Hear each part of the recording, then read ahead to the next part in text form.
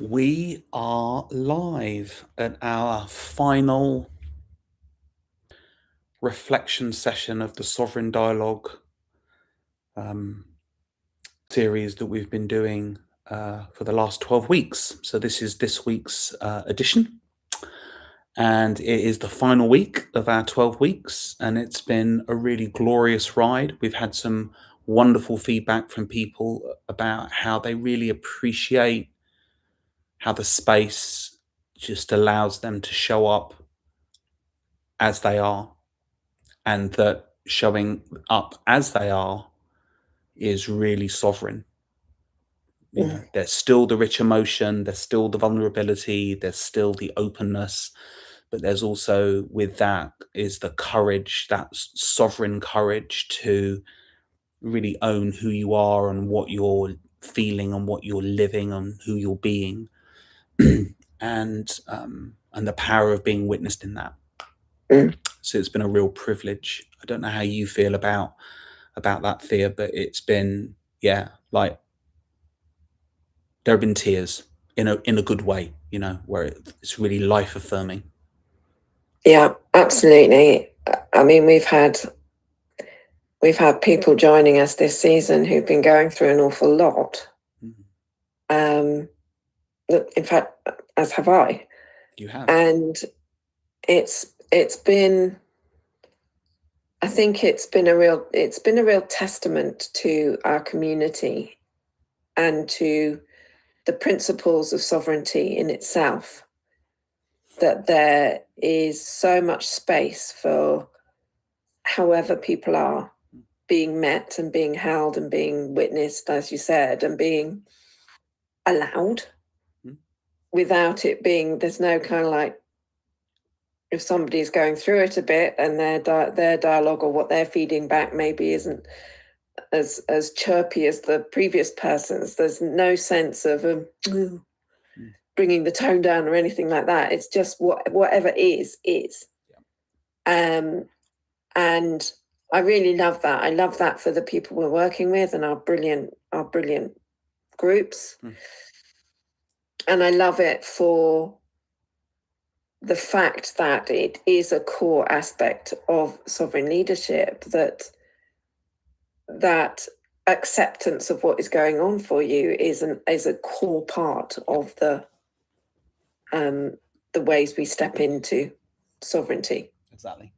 And in fact, you're not fully stepping into sovereignty if you're not able to be with what your starting point is, or what's coming up for you, or how you're responding to something, or it's key. It's absolutely key.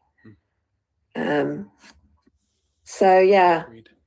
it's been amazing. It's been rich for that, and alongside some of the difficult things people have been dealing with, we've had people having amazing ideas about how they want to progress their own work in the world and bring more and more of what they love to life, and people making real progress on some of the consistent themes that they want to challenge in when they're not feeling in their sovereignty, or some of the guidance their own sovereign dialogue is giving them about how to change and transform themselves, and actually really progressing that out of stuck habits and into something new. And also relationships, right? Like people's also transforming their relationships and how they are in some of their relationships with siblings and parents and partners, and there's been a real gathering of ownership. And what I love, like, so one of the themes that has come up this week has been this theme of peace and sanctuary. And I think this allowing space allows people to bring what they bring to the sessions. So there's that like non-judgmental space there. But what that allows is for them to create that peace and sanctuary within themselves, which is what sovereign leadership is all about, you know, because if Mm. you can't give yourself permission, if you can't truly deeply accept yourself, then it makes the job of, or the the journey of living fully in a fulfilled and meaningful way, much much harder, because you're denying parts of yourself, even in really subtle and nuanced ways. Mm. And this is really a journey into full, that doing that really really fully.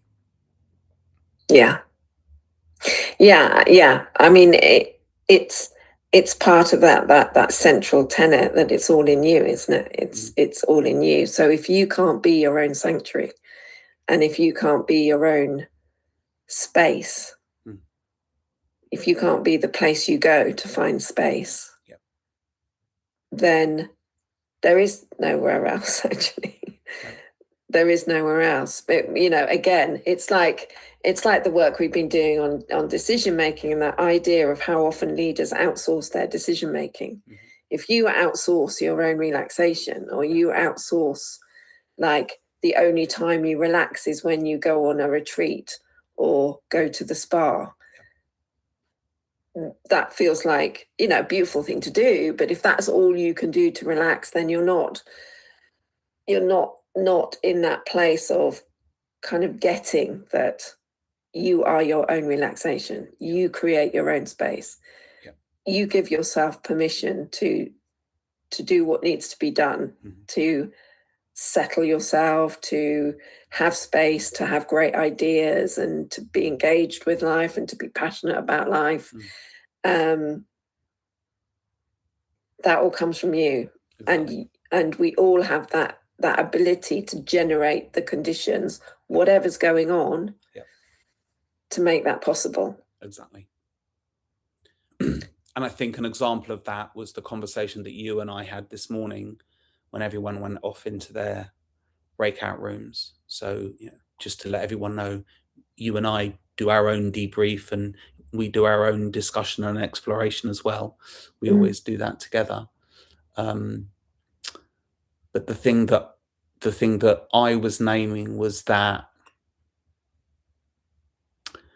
like, when I have complex feelings and sensations, or uncomfortable feelings and sensations, to slow down and allow myself to feel them, but to feel them in a nuanced way. So rather than it being like a piece of paper that's all kind of like scrunched up, and I'm just kind of feeling this scrunched up piece of paper, but it's actually spending time with it where I can begin to flatten it out, and then be able to see the writing on there that is the more detailed, expressive, deeper feelings, and then be able to acknowledge them to myself, and perhaps even express them either in writing or to another person, or even just to yourself. But it's that discipline is perhaps the right word, so I'll stick with that. That's the word that's coming to me. But it's that discipline of not just rushing over something, but to actually really be with something. Like you and I have been, over the last few weeks, we've been preparing for some public events that we're going to be doing. And when we get muddled, when we get confused, when we get stuck, we've been naming that that's where we're at. And it always is this gateway to it opening up again, always. Yeah. Which I find really, really fascinating. Whereas if we don't name it, if we don't acknowledge it, if we try and battle through, it's just like we get caught up in the briars even more, so there is something about that transparency, that vulnerability with yourself, that is so liberating. And it's very, very easy I find it very easy to skip over. But there's a subtlety to that if you can feel it, then it really puts you in the driving seat. Yeah.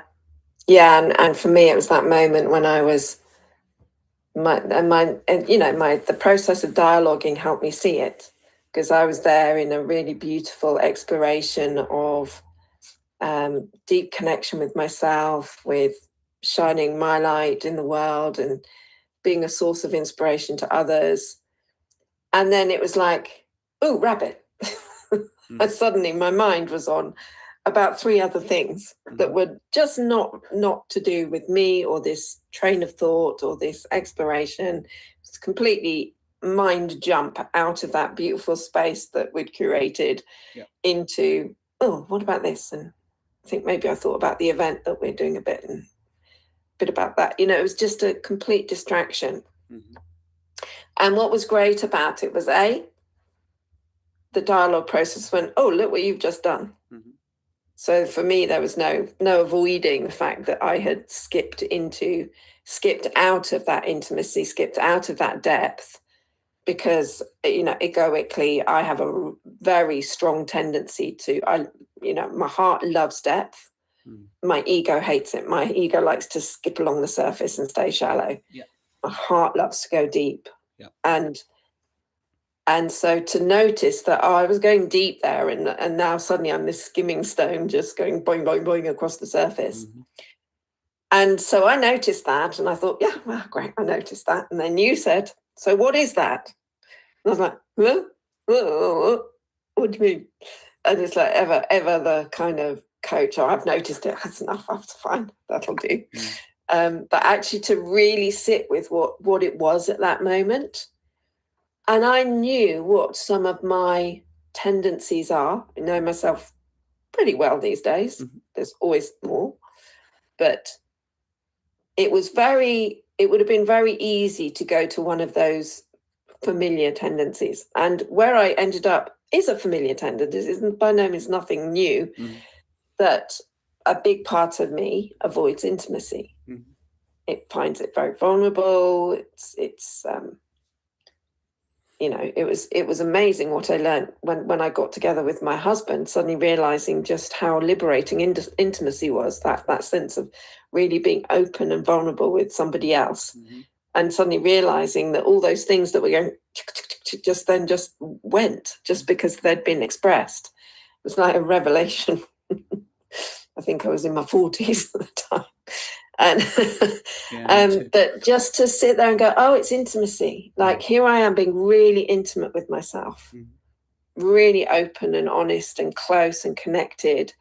And my default mechanism wants to jump in, get that uncomfortable stuff out of the way and go back to this nice hoppity skippity on the surface relationship with it. So it was really good to have you just go, okay, just sit there until you know what's going on here and name it. Because it was a good reminder that still plays out. Important reminder that still plays out. And then I could also see where else it was playing out in my life that is equally, and if not more important, that habit of clamping down or denying intimacy is playing out in other aspects of my lived experience at the moment. So it was absolutely beautiful. Absolutely beautiful. And it really made me resonate with it's like what one of our clients said today or this week, when she was reflecting on her practice, her sovereign dialogue. And she just said, it's just so beautiful. It's like having your heart answered and your soul fed. And I thought, wow, what an amazing way to express it. But B, isn't that beautiful that this very simple practice does that for people? It's your heart is answered, your soul is fed through doing this. And through the people that we're doing it with. Absolutely. Obviously. Absolutely. The community is a huge part of community is a huge part of it. And of course we want to grow that community of people that understand the practice, benefit from the practice and are also willing to support other people. And I think that's where the intimate sharing comes. So another one of the things that has happened, one of our participants came up with this really beautiful embodiment of the goddess. So she had one hand here, another palm like that, and she was really focusing on this movement, this position of the chin. So there are 3 aspects to it. So she was talking about, what was it? So it was respect, the attention, chin, and pearl. Yeah, respect, attention, and the pearl in her hand. And there was just something about, like, she was really specific about the chin position that really brought her to this wonderful place. But then that was a few weeks ago, but over the subsequent weeks, other people have heard her talk about it and have clearly been practicing it and found a real sense of resonance with that posture, that people have openly been saying to her, that's just been fantastic, and it's just made a huge difference. So yes, we lead the sessions and we convene the community and all of that, but really this is about everyone learning from everybody, from each other. And so for me, there's like a sense of, if you were going to have a group of leaders that were going to come together, who weren't posturing, who weren't trying to be the best person in the room, who weren't trying to take control, but that everyone was very open to what everyone was sharing, so that there was this sense of emergence growing, and that everyone was learning from everybody else. That would be what the sovereign leadership community would look like. Yeah. And that's a great example. And as part of that as well, another thing I noticed this week was the meditation I did when we did the session on Tuesday. There was a part of it that didn't work for somebody. Yes. And she said it hadn't worked for her, which was so valuable, because it's like, because if you don't get told these things, you don't know. And we always say, look, if something doesn't resonate, please don't do it. Yep. If it doesn't feel right in your body, then you're the boss of your body. But it's very difficult to remember that when it's just a simple meditation. So it's very easy just to go along with something. So I was so pleased that she said, yeah, that bit from where I am, it didn't help me. But then I was able to find my way through into the more relaxing part of it afterwards. Yep. Because as a result of that, I changed the meditation, and I think it was much, much better the way I did it the second time. Yep. And without that feedback, I wouldn't have changed it, possibly. Yeah. And so again, it's that shared responsibility, isn't it? One of the key characteristics for me of sovereign leadership is that sense of self-responsibility. And if you bring your self-responsibility, like, for example, in this instance, to actually express something that was uncomfortable or not right for you, that brings in the shared responsibility for us all to kind of rise and grow and improve and reflect and, take a bit of each other's practice or the ideas that get shared in that space and apply them elsewhere, and it becomes such a rich environment. And then particularly if things are not being hoarded or held on to, it enables that flow to take things higher. Yeah, lovely. Yeah, it was really really powerful.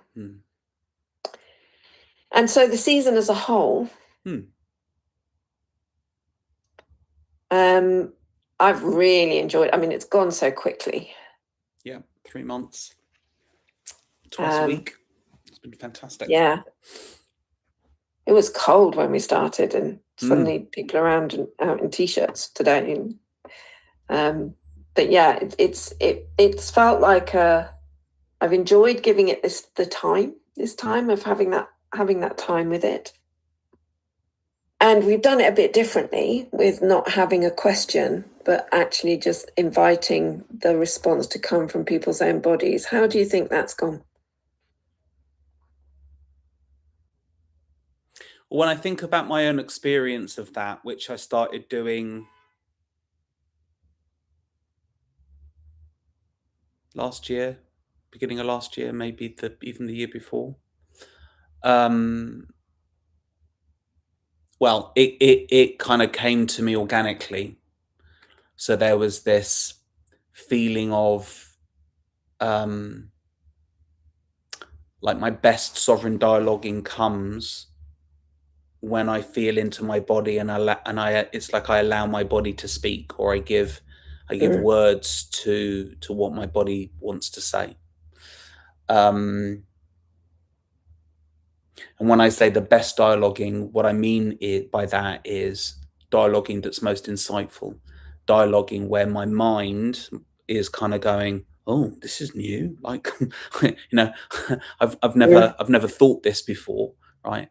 So that process, I think it took some people, I think they got it straight away, but there's one or two people in particular that I'm thinking of where that felt a little bit like, I'm not quite sure what that looks and feels like, but all credit to everyone in the community. They've all stuck with it, and I think that there's after 12 weeks of doing it, there's a much greater ease and much greater familiarity with this idea of my brain, my head has knowledge, it has information, there is wisdom there, and the body has it too. And giving voice to that wisdom is part of why we've done it that way, that there is no question, but the body will give you the answer. Yeah.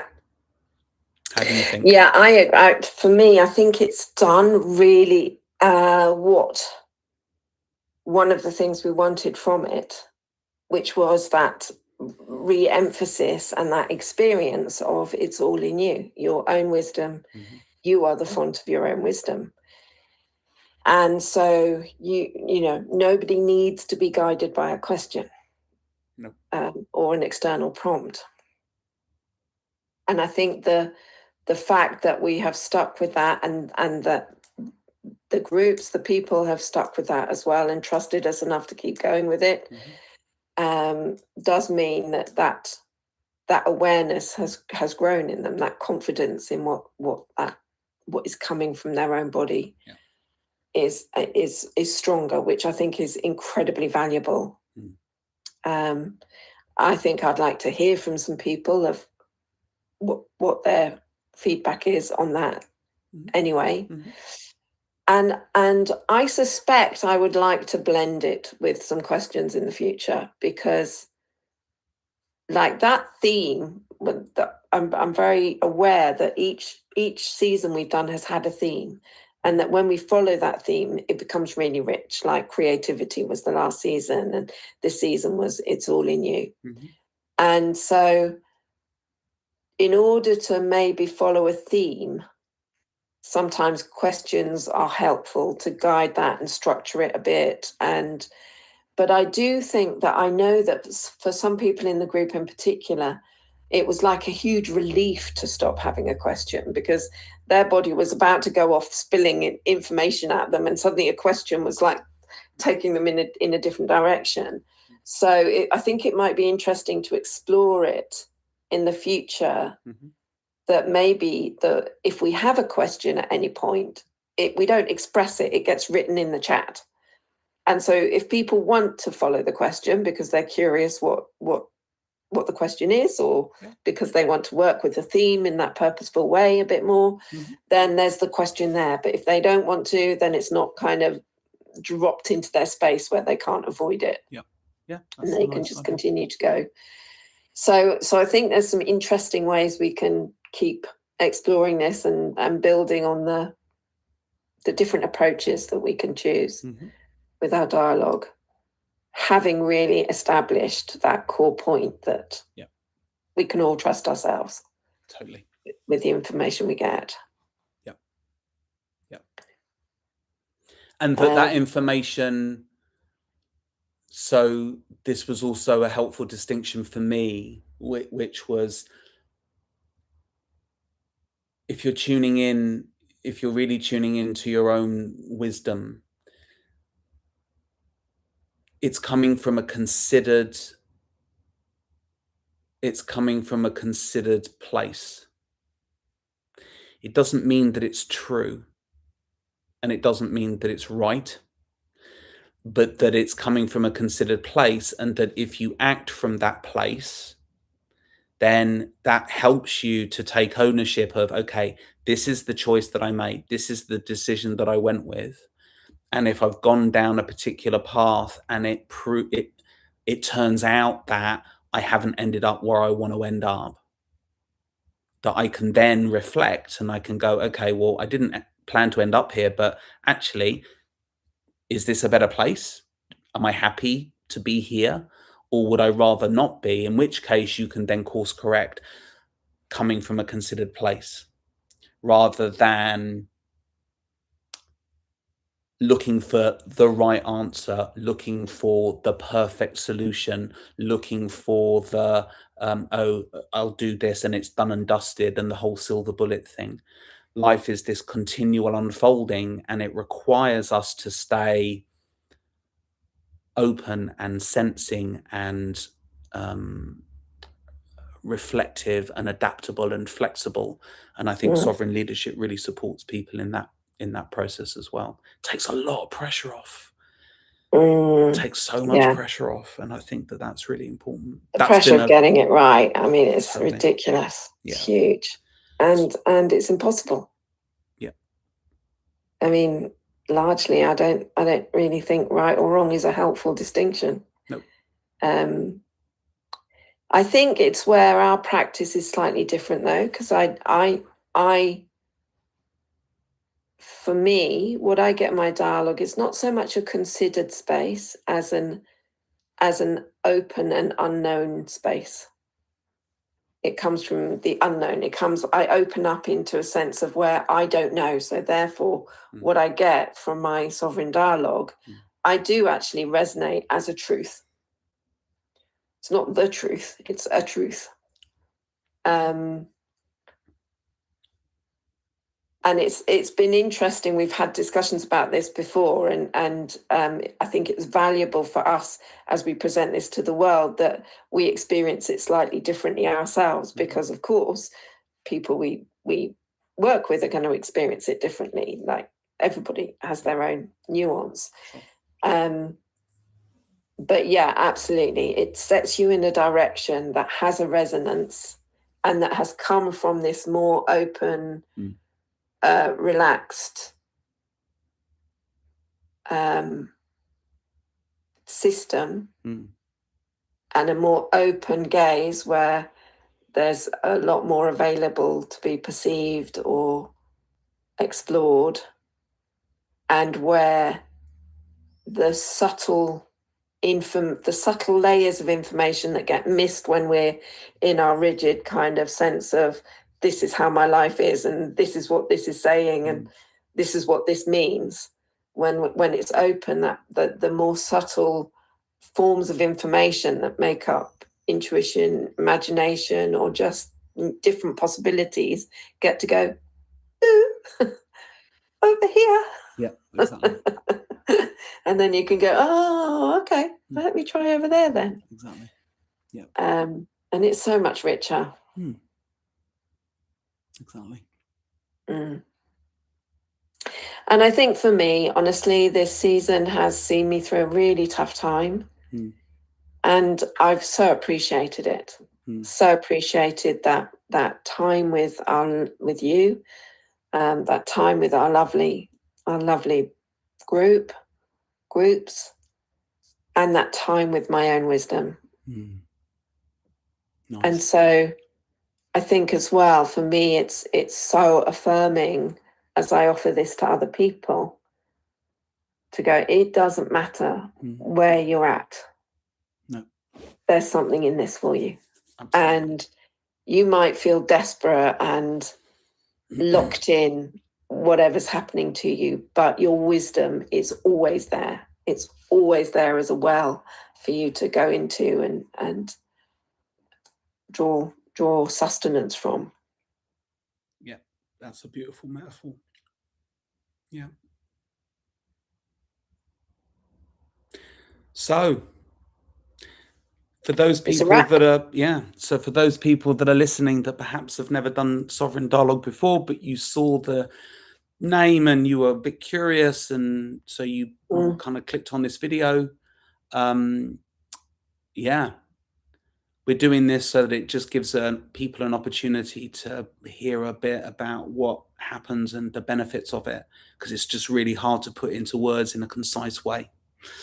So, but we're trying to do that too. But yes, if you're a new person and you're curious, then reach out to us if you want to find out when the next season's coming. We're taking a break. It's the end of May 2026, and we'll take a break over the summer, and we will almost definitely, I feel confident to say, we will be back after the summer break and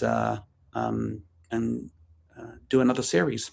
And there'll be other things on offer, because we're starting to blossom out now into other things that focus on this sovereign leadership. I think the most helpful prompt we can give is that we will put the link to sign up for our newsletter, and that gives you access to a workbook on sovereign leadership. Yep. That is a free resource for you. Yep. And that means we have your contact details so that we will let you know the next time we're starting again with the link to sign up, or when we're doing anything else that might be of interest. Exactly. So thank you once again, Thea, for being a wonderful companion along this way. And yeah, I'll actually see you tomorrow in person, because we're going to be traveling up to Nottingham to do our decision-making masterclass. So up in Eastwood Hall. So at the Seeds Gathering. Yeah, I think there are still places available. Exactly, that's right. So yes, go well, have a safe trip, and I'll see you tomorrow. Great. And thank you, David. Thank you, everybody. Bye.